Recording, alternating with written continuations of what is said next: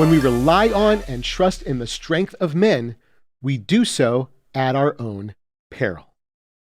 Jeremiah 17 says, "This is what Adonai says, Cursed is the man who trusts in man, and has made flesh his arm of strength, and whose heart turns from Adonai.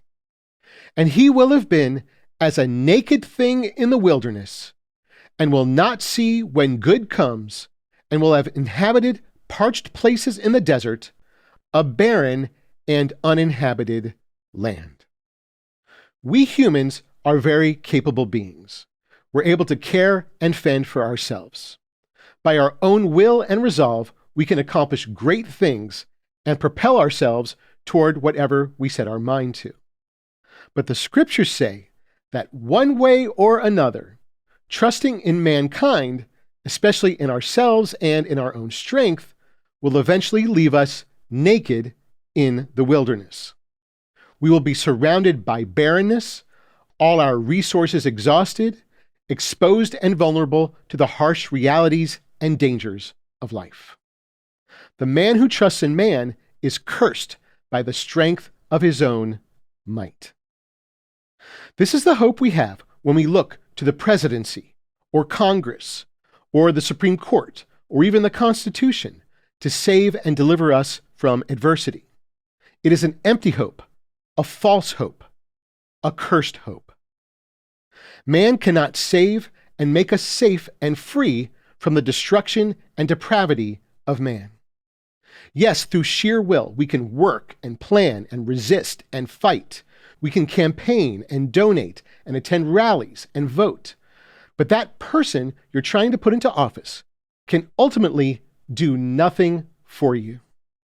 They may be made the arm of your strength, but will never be your savior. Because while it is a curse to trust in the empty deliverance of man, there is one in whom we can confidently trust, in whom we can place all our faith, hope, and expectations. In verses 7 and 8, Jeremiah goes on to tell us of the abundant blessing we can have when we instead trust fully in God. Blessed is the man who trusts in Adonai, and whose confidence has been Adonai.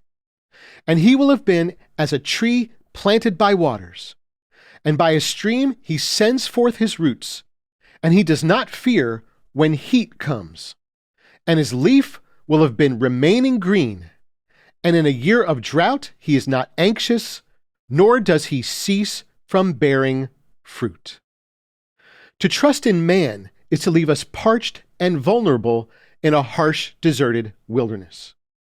But to trust in Adonai is to be planted by streams of water, to abound in fruitfulness, and to have complete confidence in whatever outcome, especially in the face of a crumbling country.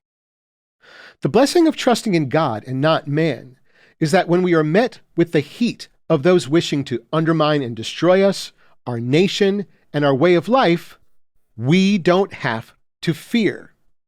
When there's a drought of people willing to stand up for God, for the truth, and against political, societal, and moral corruption, we don't have to be anxious.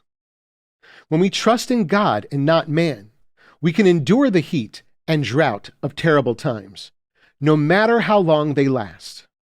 We can persevere through hardship and suffering and still continue to bear good fruit. When we trust in man, there is no certainty. But when we trust in God, there is no fear.